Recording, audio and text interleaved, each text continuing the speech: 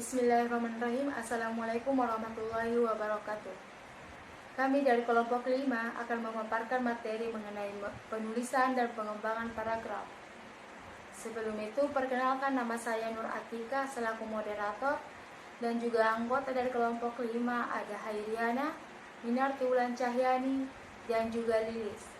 Baik, untuk mengefisienkan waktu, saya persilakan kepada Hairiana untuk memaparkan materi. Baik, saya akan menjelaskan pengertian paragraf. Paragraf merupakan inti penuaan buah pikiran dalam sebuah karangan.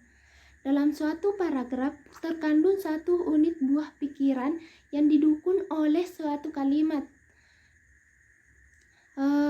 Dalam paragraf tersebut, mulai dari paragraf pengenal, kalimat utama atau topik, kalimat-kalimat penjelasan sampai kalimat penutup. Paragraf dapat disebut juga alinea. Alinea merupakan suatu kesatuan pikiran yang lebih tinggi dan lebih luas daripada kalimat. Asas-asas paragraf. 1. Kejelasan berarti tindakan tidak samar-samar. Kedua, ringkas berarti karangan tersebut tidak pendek atau singkat. Ketetapan artinya bahwa karangan yang menyampaikan butir-butir pengetahuan. 4. Kesatupaduan artinya suatu yang disajikan dalam karangan harus berkisar pengayutan dan relevan. 5. Pertautan atau koherensi, asas yang menghendaki agar ada saling kaitan dasar kalimat dalam paragraf dan antar paragraf. 6. Harkat, asas yang menghendaki karangan benar-benar berbobot.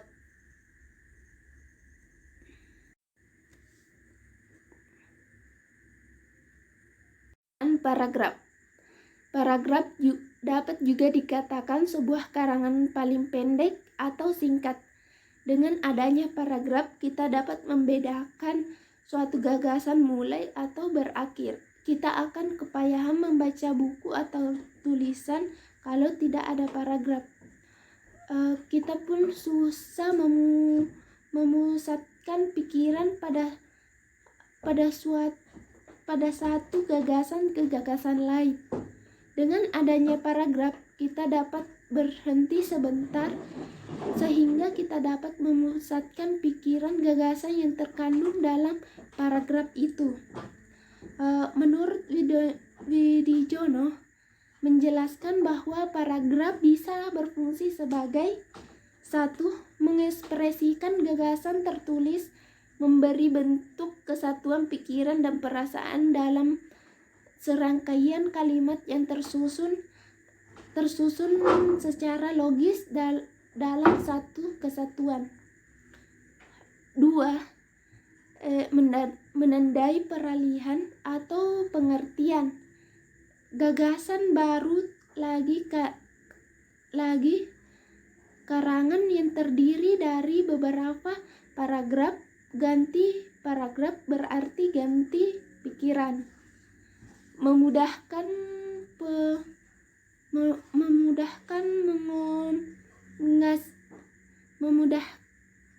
pengorganisasian gagasan bagi penulis.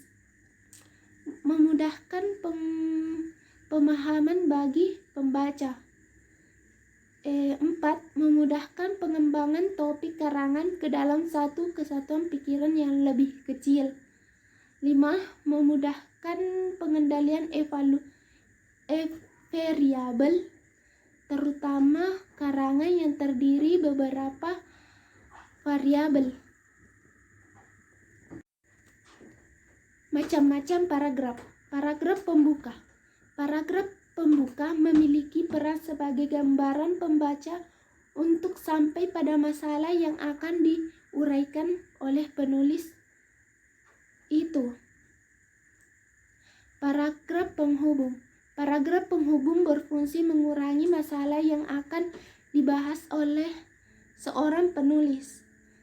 Paragraf penghubung berisi inti persoalan yang akan dibahas oleh penulis diuraikan dengan paragraf ini. Paragraf penutup. Paragraf penutup bertujuan untuk mengakhiri sebuah karangan atau tulisan. Paragraf ini bisa berisi tentang kesimpulan masalah yang telah dibahas dalam paragraf terhubung. Assalamualaikum warahmatullahi wabarakatuh.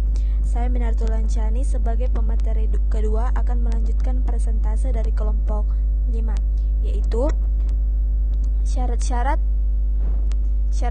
pembentukan paragraf. Yang pertama, kesatuan fungsi paragraf adalah untuk mengembangkan gagasan pokok tersebut. Yang kedua, kepaduan. Syarat kedua yang harus dipenuhi oleh suatu paragraf ialah koherensi atau kepaduan. Yang ketiga, kelengkapan. Suatu paragraf dikatakan lengkap jika berisi kalimat-kalimat penjelas yang cukup untuk menunjang kejelasan kalimat, topik, atau gagasan utama. Letak kalimat utama. Yang pertama, pada awal paragraf. Paragraf dimulai dengan mengemukakan persoalan pokok atau kalimat utama. Kemudian diikuti oleh kalimat-kalimat penjelas yang berfungsi menjelaskan pikiran utama. Paragraf ini bersifat deduktif dari yang umum kepada yang khusus. Yang kedua, pada paragraf akhir. Paragraf dimulai dengan kalimat-kalimat penjelas, kemudian diikuti oleh kalimat utama. Paragraf ini biasanya bersifat induktif dari yang khusus ke yang umum. Yang ketiga, pada awal dan akhir paragraf. Mereka dapat memberikan umpan balik yang setimpal terhadap gagasan-gagasan yang dilontarkan perencanaan pembangunan, baik di tingkat pusat maupun di tingkat daerah. Itulah sebabnya peningkatan taraf pendidikan. Itulah contoh dari pada awal dan akhir paragraf. Yang keempat, tanpa kalimat utama. Paragraf ini tidak memiliki kalimat utama, berarti pemikiran utama tersebar di seluruh kalimat yang membangun paragraf tersebut. Bentuk ini biasanya digunakan dalam karangan yang berbentuk narasi atau berbentuk cerita. Mengembangkan paragraf, kita harus mengetahui kerangka paragraf. Contohnya itu pikiran utama yang berjudul Keindahan Alam di Tawangmangu Makin Surut. Pemikir penjelas yaitu yang pertama, manusia telah mengubah segala-galanya. Yang kedua, hutan, sawah, dan ladang tergusur. Yang ketiga, pohon-pohon tidak ada lagi. Yang keempat, pagar bunga sudah diganti. Yang kelima, gedung-gedung mewah dibangun. Dalam mengembangkan paragraf dapat dilakukan dengan memperhatikan hal-hal berikut. Yang pertama, susunlah kalimat topik dengan baik dan layak. Jangan terlalu spesifik sehingga sulit dikembangkan. Jangan pula terlalu luas sehingga memerlukan penjelasan yang sangat panjang dan lebar. Yang kedua, tempatkanlah kalimat topik tersebut dalam posisi yang menjolok dan jelas dalam sebuah paragraf. Yang ketiga, dukulah kalimat topik tersebut dengan detail-detail atau perincian-perincian yang tepat. 4. Gunakan kata-kata transisi, frase, dan lain-lain di dalam dan di antara paragraf.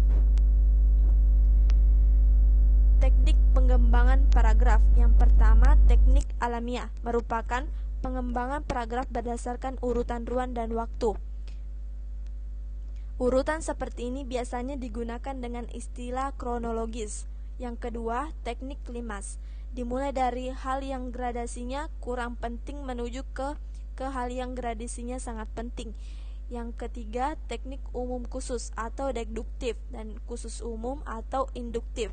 Teknik umum khusus dimulai dari gagasan utama dan dilanjutkan dengan hal-hal khusus sebagai pengembangnya. Sedangkan teknik khusus umum dimulai dengan hal-hal yang khusus merupakan penjelasan, kemudian disimpulkan menjadi hal satu gagasan umum. Simpulan tersebut merupakan gagasan utama dan pokok pikiran paragraf tersebut. Yang keempat, teknik perbandingan dan pertentangan. Teknik ini mencoba memperjelas gagasan utama dengan jalan membandingkan dan mempertentangkan hal-hal yang dibicarakan. Dalam hal ini, penulis ini menunjukkan persamaan dan perbandingan antara dua hal.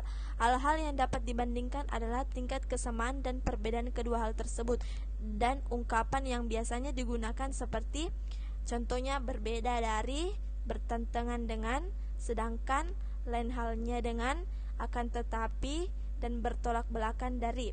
Ini adalah pertentangan.